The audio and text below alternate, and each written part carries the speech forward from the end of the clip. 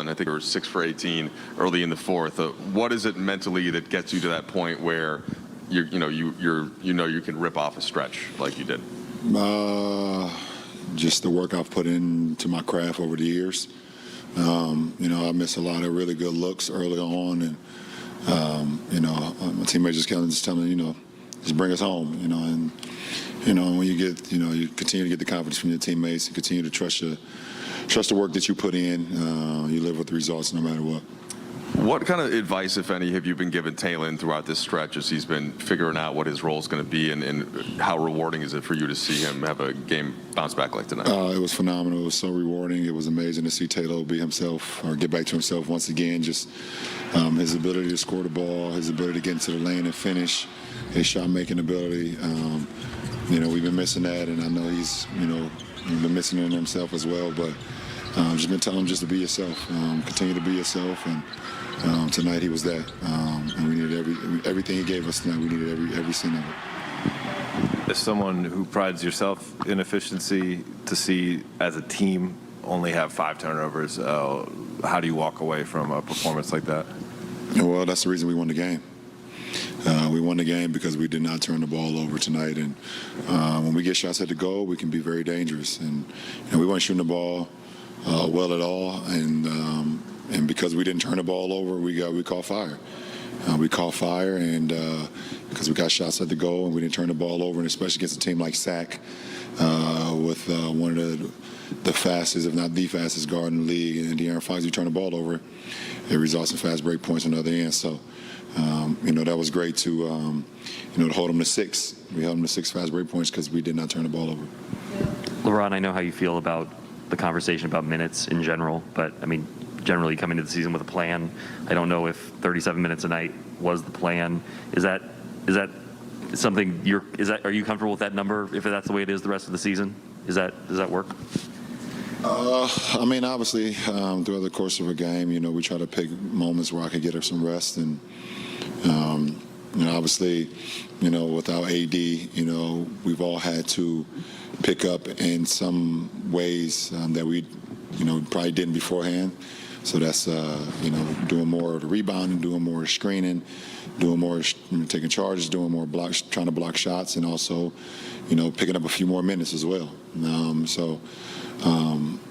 Like I said, I've always put myself in a position where I can, play heavy minutes and, and do whatever it takes to help this team win. So, coach has done a good job, even, either through Frank or, if Fizz was the interim coach at the time, just trying to watch my minutes at times, but we also need to win ball games as well. So I feel pretty good. I don't feel like that I'm playing 37 minutes a game or whatever.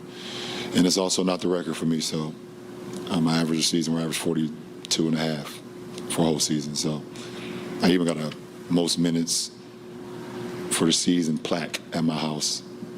You didn't even know they gave those out, did you? Who makes that out? The NBA. What does it look like?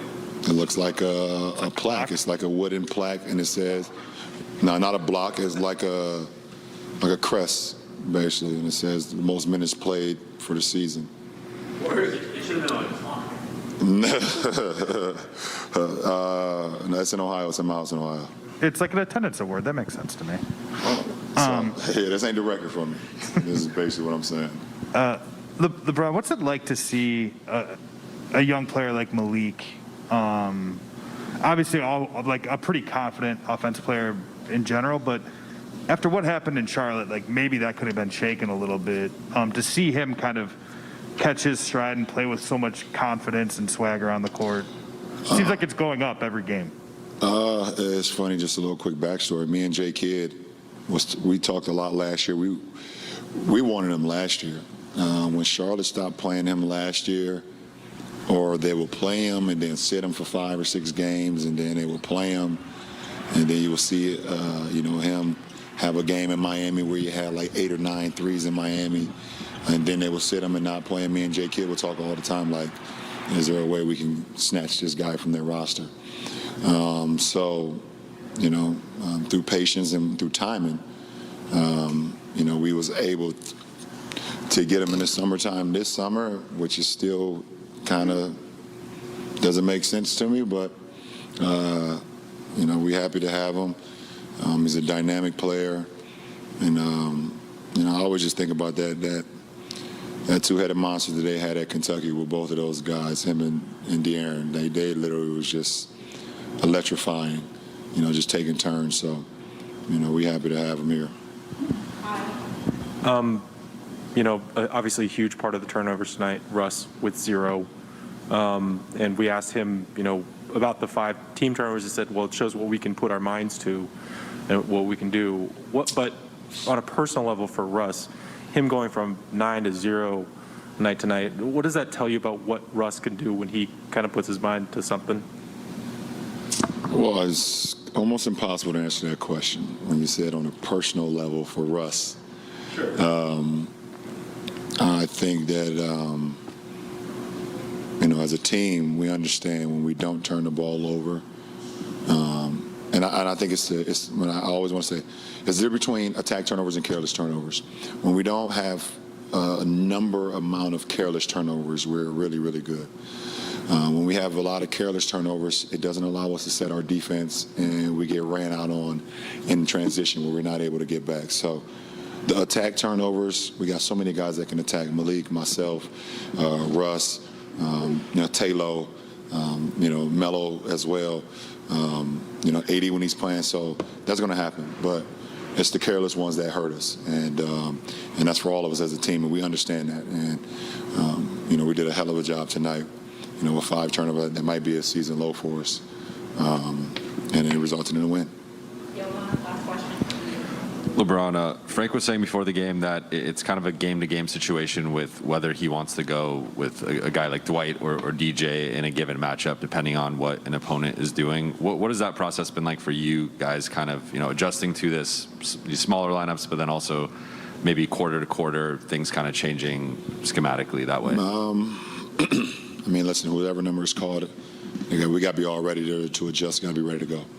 But I feel like we're in a really good flow right now with certain lineups that we know we can play, certain lineups we know we can go to. And, tonight, Dwight definitely came in and just gave us the energy and effort that we needed. Coming in, giving us, 7 offensive rebounds, 7 defensive rebounds, 14 total, and 14 points.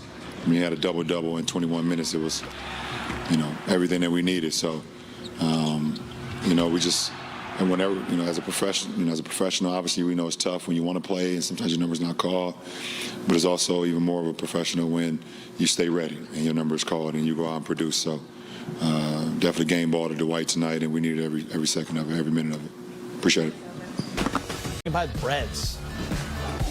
Carmelo, 3 consecutive wins for you guys. What are you seeing out there that makes you think this team has maybe perhaps turned a corner here? We got bodies back. We had a bunch of guys in protocol early on. Those guys are starting to come back. If you can recall, I'm sure you remember, right before those guys went into protocol, we were starting to find some momentum, some consistency over these past couple games, past 3 games that we won. You can see the difference, level of play, level of focus that we play with out there. And it helps when you have multiple bodies out there that you can throw out and, change the pace of the game, change the course of the game. Malik, 5 games since you joined the starting lineup, averaging almost 21 points. What is he showing you tonight, especially in that 4th quarter? He just go get it. He's tough. He loved the moment. Not afraid to take those shots. He feel confident about taking those shots. We feel confident, in what he can do and his ability on the offensive end, and we want him to keep on going. This is the Malik that we all know, that we all wanted, and that's why he's here. So we just want him to keep going and stay locked in. Got to talk about your game. You have some big shots in the 4th quarter, a lot of isolation stuff. How you feeling out there these days? I feel good. I don't know what to say to that, but I feel good. Yeah, I feel good, man. Just playing my role, doing what I got to do to help this team win. When the ball comes to me, make something happen for somebody else, for myself, and just play with a lot of confidence, but also just be that guy that's willing to do whatever out there on the basketball court to help us win. Cannot forget LeBron. Another game of 30-plus points, 31 tonight. I believe that's the 8th time in the last 9 games. He just seems to keep getting younger, doesn't he? Well, he ain't getting younger, so I'll tell you that. I think he's playing, smarter at this age. He's figured out what works for him now. It's a new game, new guys, new defensive schemes, and I think he just always finds a way to get it done, no matter what it is. If it's finding somebody else or finding his shot or taking control of the game, it ain't nothing new. It's something that we've all been accustomed to for 19 years. Carmelo, thanks for the time as always. Thank you. All right, look, he's speaking with Mike in the media. Malik, at halftime, I think you had just one 3-point make, and then in the second half, you certainly found your range of what was different about it? Where were you finding your shots, and how did you find that rhythm? I stopped shooting crazy off the dribble, step back threes, and got catch and shoots and one dribble pulls. Just better shot selection. There were a couple different stretches, right, where you guys hit a three, they hit a three. It was back and forth. It was Buddy and you and LeBron. And what did you make of how that played out in the fourth quarter, especially, and what were you guys trying to get accomplished there? To get the ball out of Buddy's hand, man. He's a great shooter, man, and don't need that much space. But we kept giving him space. But eventually he missed, man, and LeBron gonna be Bron every time, man, and make the right play for us. Whether it's find me, find Taylor, find Russ, or score itself. So that's what happened. Malik, obviously the team is missing some guys, and that's been one of the things that's gotten you to this role. But when do you think it will stand out to you that, this isn't just a hot streak for you? This is maybe part of the identity of the team where you can be a closing guy and be in these plays and sets with LeBron in the fourth quarter. Oh yeah, I always think that I can do that for any team I'll be on, and I'm ready for the moment whenever it happens. But yeah, we short a couple people, man. But when they come back, I'm gonna still be ready and still produce how I am. With just over 5 minutes left, you guys scored on 9 straight possessions to kind of flip that game. What were you getting on offense down that stretch, and what was the difference? Just getting the shot we want. Not just that, we did a good job getting stops when we needed to, stops at the right time, especially under the last 3 minutes or so. They made some tough shots, but we still got some big stops. And then, Russ, no turnovers for you tonight. The team only had 5. You had mentioned after last game that could be a point of emphasis for you guys, but how were you able to execute that tonight? Just make it easy reads.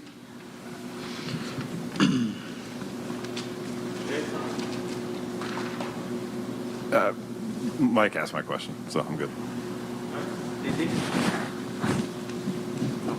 Russ, normally you guys get offense from the bench from Carmelo, but tonight it was from Taylor and Dwight. How big was that for you guys to have those two guys step up like that? It was big. Dwight was big. He hadn't played in a while. Tonight, did a good job of using his size in the paint, rebounding the ball at a high level, protecting the paint. And Taylor did a good job of finishing, taking his time, which was big for us tonight. Russ, against Minnesota, you guys stayed small, and tonight countered with Dwight. Just what's your feel for where this team is in terms of the versatility of the roster and the ability to adjust and kind of, like you always say, figure it out? Yeah, I think it's unique. We got a unique group, and guys always say we're professionals. Dwight's been in the league some time, and we're playing small for a little bit, but tonight his number was called. And that may change next game, you never know. That's up to the coaches. But one thing I like about our group is we're ready to play. Everybody's always ready. The next man up mentality, and tonight was one of those nights. Russ, without looking it up, I assume this 5 turnovers for the team is a season low. When you have a night like you had tonight, taking care of the ball, how do you feel that trickles down to the rest of the group? I think it should help. Being that we had a season low 5. I don't know if that's realistic, but it shows that when we put our mind to it, we can do it as a team. Russ, kind of the other night, we asked you about kind of your numbers and stuff like that, and you told us that doesn't predicate how I play. Yep. Do you think some of the plays on the stretch tonight, a couple forced turnovers, stuff like that, is that the stuff you were talking about in that moment? And Exactly. That's what I mean. Like, if you watch the game, and not saying that you don't, but people outside of here that if you don't watch the full game and just look at the stat sheet, then you're not really sure on what actually happens in the game, whether it's offensive rebounds, whether it's defensive styles being in the right spot, doing things, other things that impact winning, then you wouldn't know. So that is definitely what I was talking about. to follow up a little bit on that, we've talked to you about guys, you getting used to playing with this new team and stuff like that. But what about the other side of that street? Guys having to get used to how you play, and I guess where do you think the team is on that sort of front? They're probably all over the place because